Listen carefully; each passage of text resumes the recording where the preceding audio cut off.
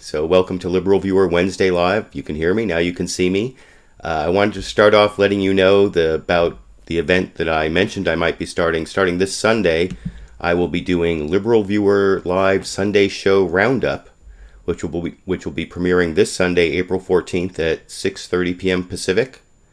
What I'm going to do in that show is I'm going to watch the Sunday political shows that I've been watching for about 20 years now, like Meet the Press and This Week and Fox News Sunday, and I'm going to pick out, to start with, probably 2 or 3 clips, and I'll play those clips for you and give my commentary on them, and then I will interact with the commentary of the live viewers for the show. So that'll be the Liberal Viewer Sunday. That'll be 6:30 p.m. Pacific, and I hope some of you can join me and help me get some discussion going on some of the clips from the Sunday shows.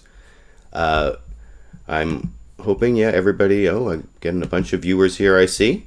Now, I did have a couple of comments left over waiting for me to answer this week.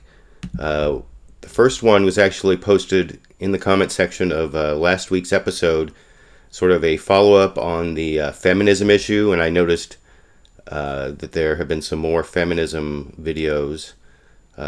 I discussed Thunderfoot and The Amazing Atheist and some of their complaints about feminism, and I got this question here from B14Blah, maybe. It says, Liberal Viewer's serious question: is there a single valid tenet under the umbrella of feminism, the supposed legitimate flavor that you claim to subscribe to, that does not fall under the moral philosophy of humanism? If so, what is it?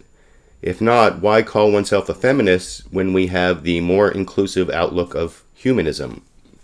Well, that's a good question, and I don't think that there really are any basic principles of feminism that are different from the basic principles of humanism, but the difference between feminism and general humanism, like it is for a lot of people who have endured a history of discrimination, is that there's studies and there is focus on finding the discrimination against women, and this is the same thing for groups that look to reverse discrimination against African Americans or gays or a variety of minority groups, that because they have a history of discrimination, they need to work on overcoming that history, finding the vestiges of it, and sometimes it's a lot more than vestiges, and that has some specific needs and specific goals and ways of studying the problem and expertise that is different from the general idea of humanism. Humanism would be fine by itself if we were starting, in some universe that had no history. I was in a meeting sometime in the recent past in which this group was talking about its affirmative action policy, and this particular group had some affirmative action goals to make up for past discrimination, to have at least 50% women and certain numbers of African Americans and disabled people and other minorities, people of sexual orientation.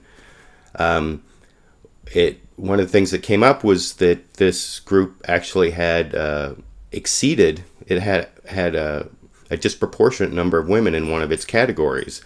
And this one guy was asking, well, is that a problem? Should we be worried that there are too many women instead of this 50-50 goal that we had of getting at least 50% women? And the problem is that men don't have a history of discrimination, and this was brought up at this meeting I went to, where you probably wouldn't worry that there were too many African American. Well, I don't know. I guess with affirmative action before the Supreme Court, some people do worry that there are too many African Americans in some places, or too many Latinos, but trying to make up for past discrimination is a legitimate reason for feminism to exist, and there are still a lot of vestiges of discrimination, and more than vestiges, there's a lot of sexism still in society. And I saw this video from the recent video from The Amazing Atheist about this group that protested a men's rights group coming to a university, and they suppressed free speech. And of course, I don't agree with suppressing anybody's speech or shouting people down and not letting people get their opinions out. And I don't even agree with censoring comment sections, although people have a right to censor their comment sections. I just don't think if you believe in the free marketplace of ideas that you should censor your comment section.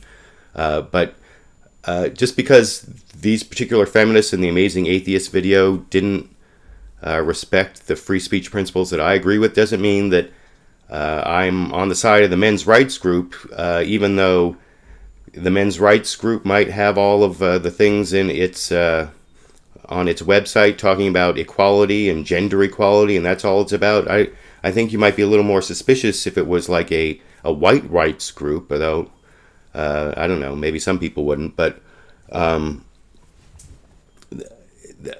it's not the same when the formerly privileged majority or when privileged white males try to fight for their power. It just doesn't have the same resonance as when feminists fight for overcoming sexism, or when African Americans fight for overcoming racism, or when gays and lesbians fight to overcome discrimination and get marriage equality. Those are all people who are fighting against a history of discrimination, and that's why feminism is important as opposed to humanism. So that's a pretty long answer, but it's an important topic. And anyway, I think I had one more question. Where is it here? From one of my more loyal questioners here. Terry Alther asked, question for Wednesday. Since you talk about money in politics and how overturning Citizens United is a bad idea, I was wondering what you thought of this video and how we can solve it without overturning Citizens United. And there's a video, Legalize Bribery, Senator Bought by State Farm. And now I watched that video, and the thing about it was that it really didn't have much to do with Citizens United. It was about a senator who had a lot of contributions from people who worked for the insurance industry and from a PAC. And the thing is that these were direct donations to a politician, which Citizens United had nothing to do with. It had to do with whether corporations could make independent expenditures to advocate for a certain political position, or whether they can be limited because they're corporations. In the Citizens United case, it was corporations and other people had funded this movie about Hillary Clinton, and they wanted to run commercials before the election for their movie. I don't remember the exact name of the movie, but the McCain-Feingold campaign finance law said it was actually a crime to mention a candidate's name in an advertisement 60 days before an election, and that's what the Supreme Court overturned. And I happen to agree with the free speech aspects of Citizens United, also I wanted to let people know that I've made 5 videos that are on this subject. I have a playlist here. I'll put it up, and when this is a recorded video, I'll put a link to this playlist. My 5 videos on campaign finance, corporate personhood, and Citizens United, where I discuss in a lot more detail that I do believe that the whole corporate personhood, here, let me put my camera back on, the whole corporate personhood issue, and even the Citizens United issue gets kind of overblown. That people concentrate on that too much when there was a problem with money in politics long before Citizens United came along. I've been getting interested in this group called rootstrikers. One of the things they put up is that they have this graphic, Citizens United, just the tip of the iceberg, which shows Citizens United at the top and then money in politics and all these other things. And I definitely think that people concentrate too much on that.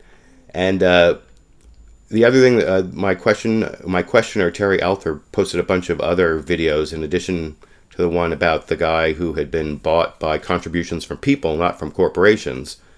And the other videos he posted, some of them were from Cenk Uygur, talking about getting rid of overturning Citizens United and a constitutional amendment. And I am a little skeptical, or more than a little skeptical, of a constitutional amendment.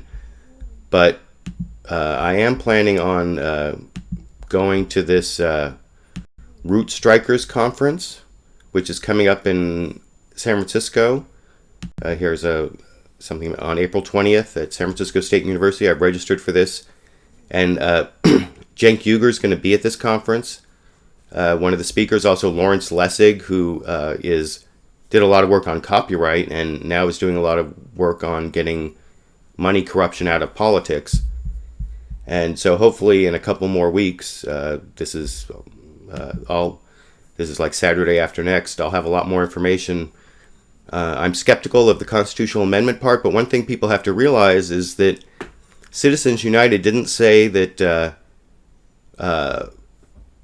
there couldn't be legislation to minimize corruption in politics, and it didn't say that there couldn't be laws saying that these big donations have to be disclosed. In fact, it specifically said there could be laws requiring disclosure of these big donations. And I think that people put too much of the blame on that decision when it's been there are a lot of real nuanced problems with the campaign finance. And I believe in public financing of campaigns. And I'm a little worried that there was a Supreme Court decision that said that if that doesn't create a level playing field, if you give one side money and not the other side who doesn't buy into public financing, that might not be fair. That worries me a little bit, because I've always believed that public financing is the way, because the person who spends the most money isn't the one who always wins in politics. It's often the person, as long as you get up to a certain minimum level, you don't need to be the one who spends the most. And even this last campaign, look at all the money that Karl Rove's group spent and how much they got for it. They didn't get a lot. They lost, even though they outspent in a lot of those campaigns. So I don't think you have to worry that the side that has the most money is always going to win, as long as both sides get a competitive amount of money. And that's why I think public financing could be the answer, and that's never really been tried. So anyway, those are the two questions I had beforehand. I'm now going to look here and see if I can find some live comments from people.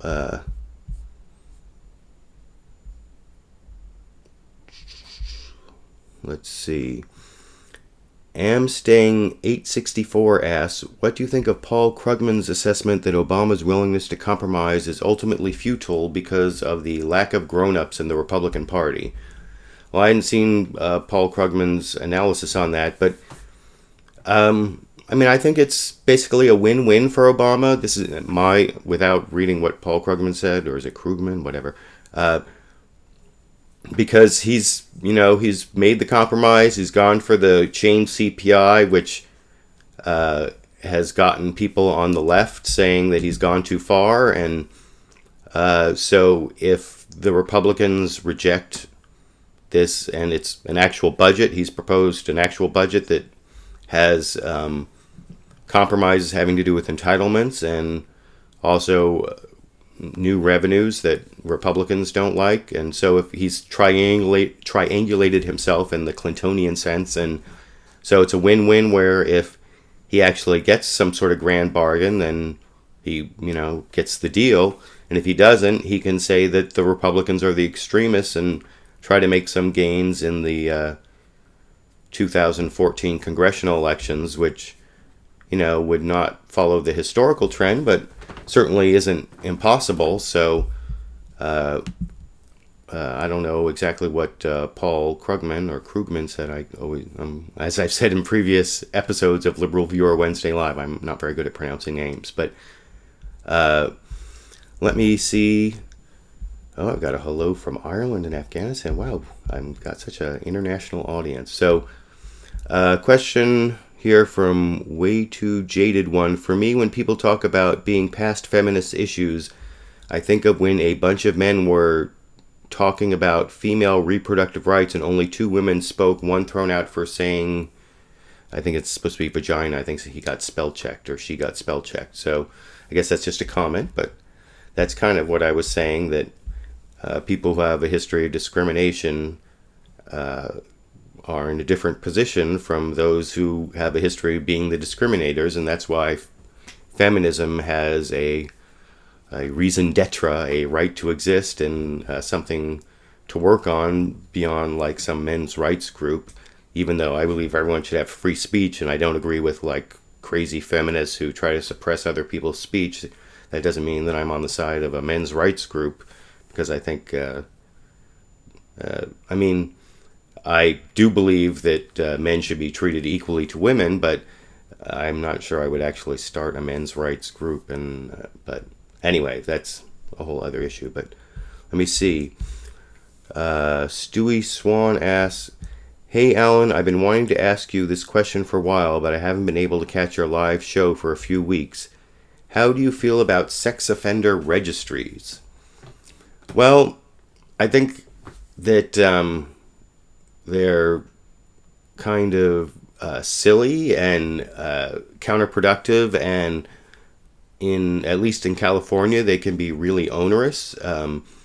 I practiced law in a couple states, and when I got to California, one thing I was surprised to find out is that you can be required to register as a sex offender in California for certain misdemeanor conduct, like misdemeanor indecent exposure, which, I've known cases where, someone forgot to zip up coming out of the bathroom at, I remember someone, it wasn't one of my cases, so I can talk about the facts, that someone's client came out of the bathroom in a supermarket after being like out drinking at some party and forgot to completely zip up, and someone saw him, and indecent exposure, at least the charge, I don't remember how that turned out, but just for misdemeanor indecent exposure like that, you can end up having to register as a sex offender. And of course, there are the Romeo and Juliet cases where you have like a 19-year-old and a 15-year-old or something like that, creating a statutory rape where someone has to register as a sex offender.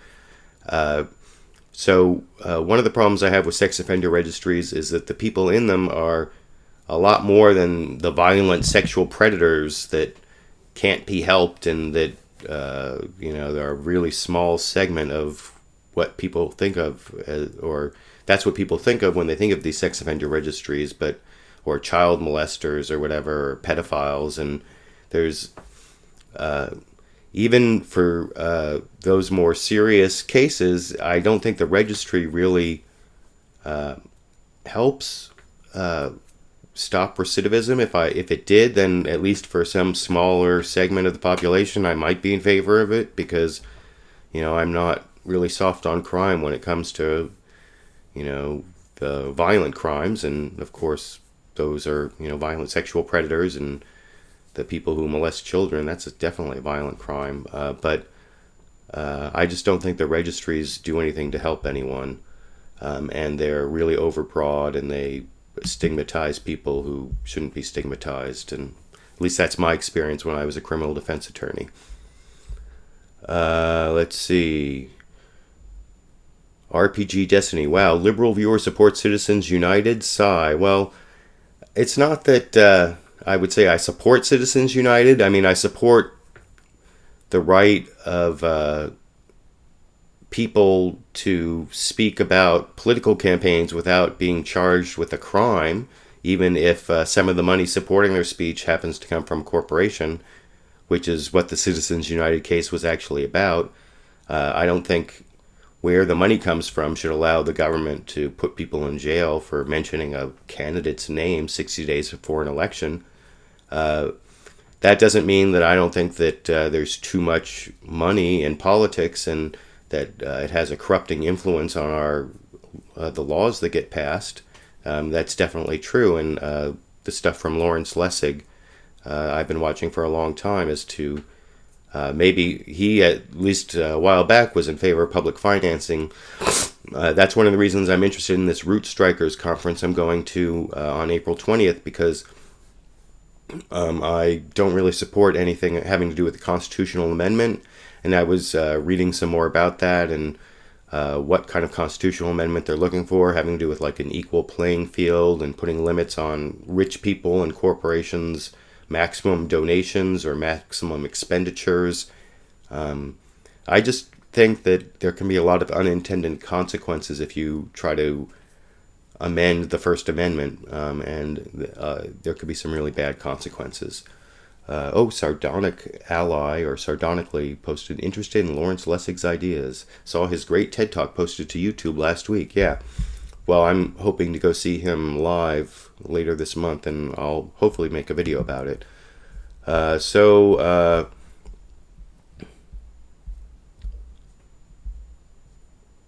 Let's see. Oh, and then NO8549 says, federal public defenders losing funding due to sequestration, according to NPR this morning. What can we do? I saw that. I got the link from someone whose name starts with NO this morning about the federal public defender sequestration cuts under sequestration. It was an NPR story, and basically the federal public defenders who defend people charged with federal crimes who can't afford an attorney, they've taken huge cuts, like way beyond what they can take in order to really represent their clients. And I worked in the federal public defender's office for a year as a law clerk, and they do really important work, and I was a public defender for several years after that. And I know that already a lot of public defenders have to take on huge caseloads, and they can't give the attention to each client that every client needs. And for our justice system to have integrity, I mean, outside the Guantanamo context, most trials, you're supposed to have the representation of an attorney, and at least to test the evidence against you and to the case against you, so that there's somebody looking it over and seeing that the government, even though most people are guilty, the government has to meet its proof. And if not, then there should be someone to fight it. And the cuts under sequestration, it seems like it's saving money in the short run, but it's going to create all these appellate issues. It's going to possibly destroy cases if people don't get adequate representation. Ultimately, they could end up having people who we need to be locked up not be locked up. So it hurts public safety. It's a terrible situation, and I don't know. One thing in the NPR story is it's not just the public defenders who were saying that it's a problem. It's actually, I think it was Supreme Court Justice Stephen Breyer said that that there's a real problem, that the courts aren't going to be able to mete out justice, and if there's no integrity in the system, then the whole thing falls apart. So it's a terrible, terrible problem. And hopefully in this section of when the video is recorded, I'll put up a link to that NPR story so people can see exactly what we're talking about.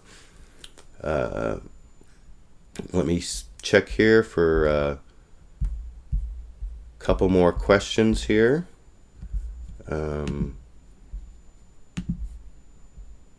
I've got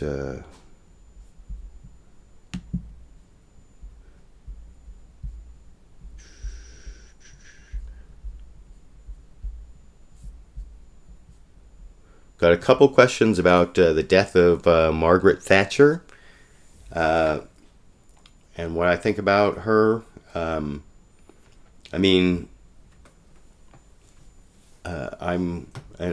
I don't really have a good inside view of British politics. I just have sort of the interest of a foreigner, having watched it, and that was during the time I grew up.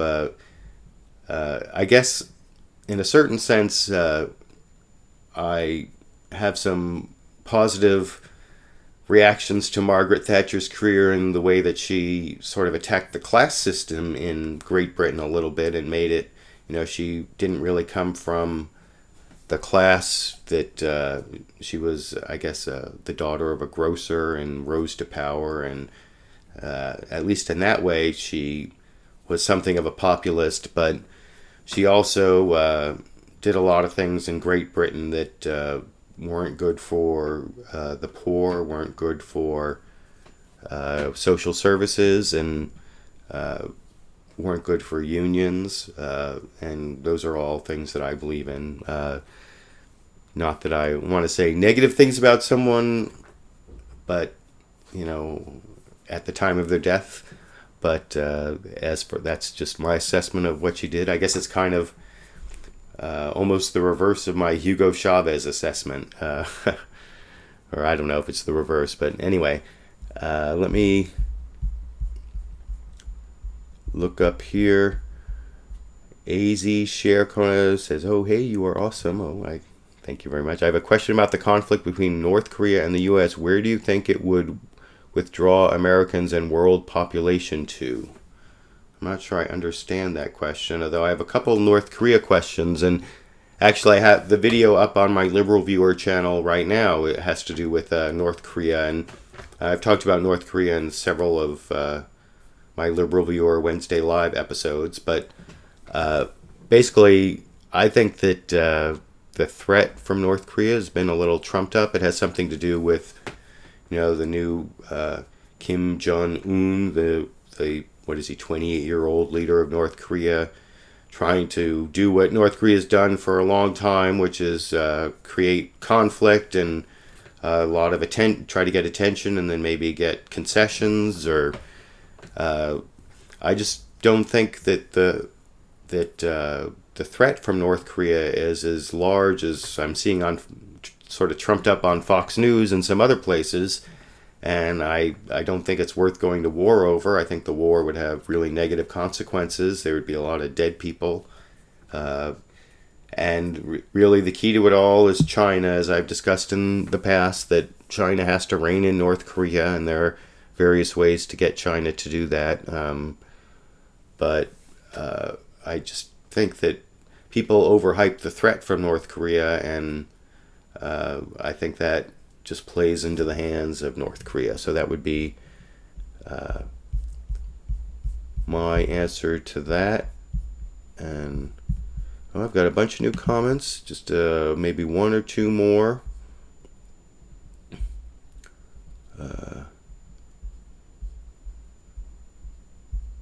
Let me see.